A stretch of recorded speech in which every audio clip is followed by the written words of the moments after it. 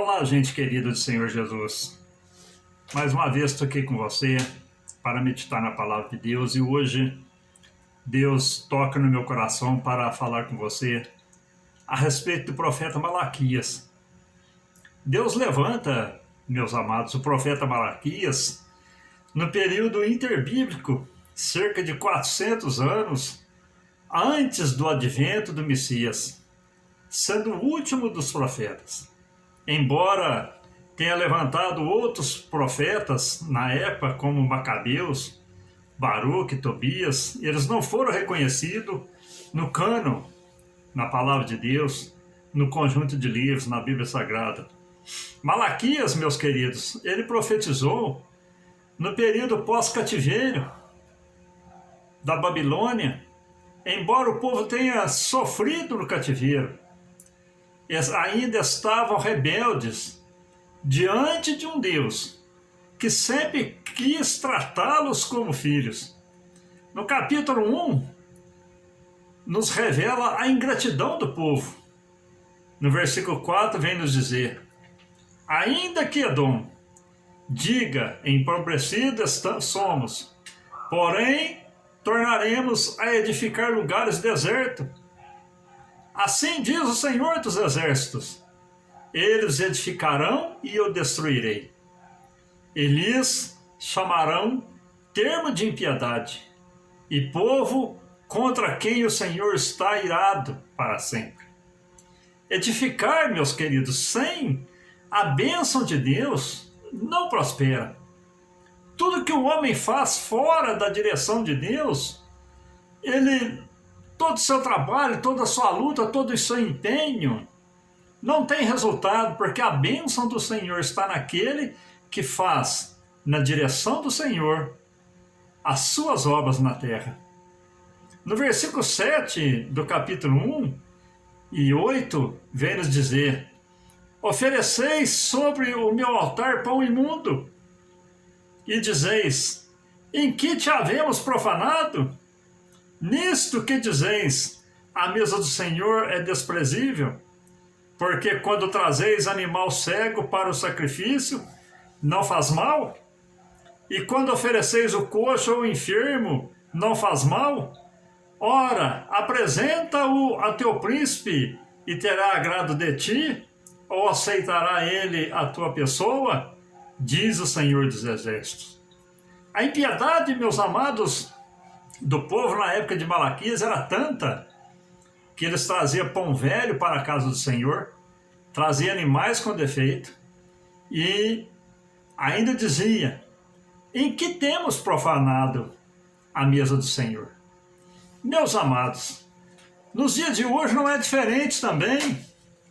O homem ele tenta de todas as maneiras, através de milhares de religiões, milhares de seitas, chegar a Deus da maneira que ele quer, da maneira que ele coloca no seu coração e diz: não, é do meu jeito. Mas, meus amados, assim como a impiedade era tanta que traziam para a mesa do Senhor pão imundo e animais com defeito, também a humanidade nos dias de hoje tenta trazer diante de Deus tudo aquilo que está sobrando, tudo aquilo que está no seu coração, tudo aquilo que ele acha que é certo fazer. Mas, meus queridos irmãos, a palavra de Deus vem nos dizer que Deus não aceita aquilo que não lhe agrada. No capítulo 2 de Malaquias, o capítulo 2 nos revela a união com povos estranhos. No versículo 11 diz: Judá foi desleal, e abominação se cometeu em Israel e em Jerusalém, porque Judá profanou a santidade do Senhor, a qual ele ama, e se casou com a filha de Deus estranho. O que Deus sempre cobrou do seu povo, meus queridos, para que não unisse com povos pagãos da terra, eles fizeram assim. Também está acontecendo nos dias atuais, meus amados.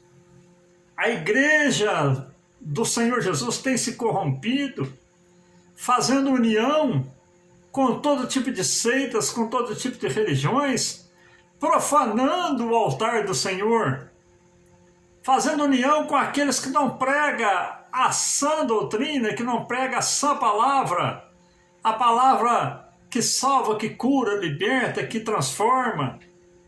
Assim faziam no tempo de Malaquias também, e assim também Deus reprovou no tempo de Malaquias, e Deus reprova as atitudes da humanidade nos dias de hoje também. No versículo 13, vem nos dizer: ainda fazeis isso, cobris o altar do Senhor de lágrimas, e de choros e de gemidos, de sorte que ele não olha mais para a oferta, nem aceitará com prazer da vossa mão. Deus não aceita, meus queridos, lágrimas e gemido quando não há obediência. Se você quiser ser abençoado por Deus, esteja fazendo a vontade do Senhor, para que as bênçãos do Senhor recaiam sobre a sua vida, sobre a sua casa, sobre o seu lar, sobre a sua família, sobre tudo que você colocar a sua mão. A bênção do cristão está em obedecer a palavra de Deus.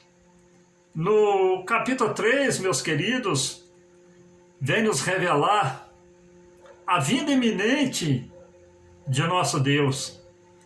No versículo 1 vem nos dizer: eis que envio o meu anjo, que preparará o caminho diante de mim, e de repente virá ao seu templo o Senhor, a quem vós buscais, o anjo do concerto, a quem vós desejais. Eis que vem, diz o Senhor dos exércitos. A vinda do Senhor naquele dia foi real, assim como será nos nossos dias também, meus queridos. Assim como Deus falou que viria naqueles dias com juízo, Deus virá também com juízo sobre a nação, sobre a terra, para julgar os povos. No versículo 5 do capítulo 3 vem dizer para nós: chegar-me-ei a vós para juízo, e serei uma testemunha veloz contra os feiticeiros e contra os adúlteros, e contra os que juram falsamente, e contra os que defraudam o jornaleiro, e pervertem o direito da viúva e do órfão e do estrangeiro, e não me temem, diz o Senhor dos Exércitos. Meus queridos, não tem diferença nos dias de hoje.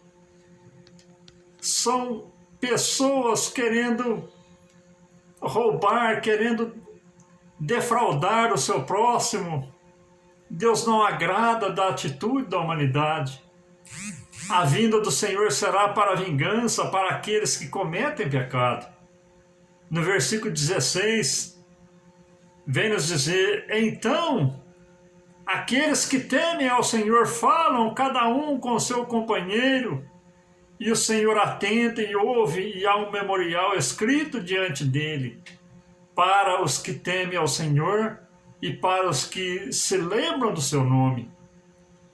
E eles serão meus, diz o Senhor dos Exércitos. Naquele dia que farei, serão para mim particular tesouro.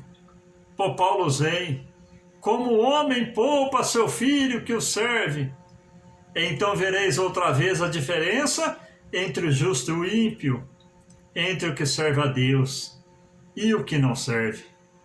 Meus amados, Deus ama aquele que teme a Ele e quer fazer diferença entre o justo e o ímpio. Ainda que o mundo todo se desmorone à sua volta, permaneça fiel na presença do Senhor, porque Deus quer fazer diferença entre o justo e o ímpio.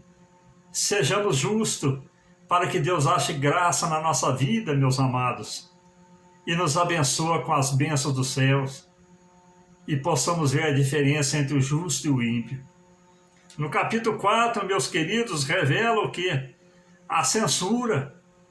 No versículo 4, vem nos dizer: lembrai-vos da lei de Moisés, meu servo, a qual lhe mandei em Horebe, para todo Israel, a qual são os estatutos e juízos, Eis que eu vos envio o profeta Elias, antes que venha o grande e terrível dia do Senhor, e converterá o coração dos pais aos filhos, e o coração dos filhos aos pais, para que eu não venha e fira a terra com maldição. Meus queridos, assim como Elias veio, assim como João Batista veio, o Senhor Jesus também foi enviado. O seu desejo é achar um povo consertado, para que não seja pego de improviso na sua segunda vinda.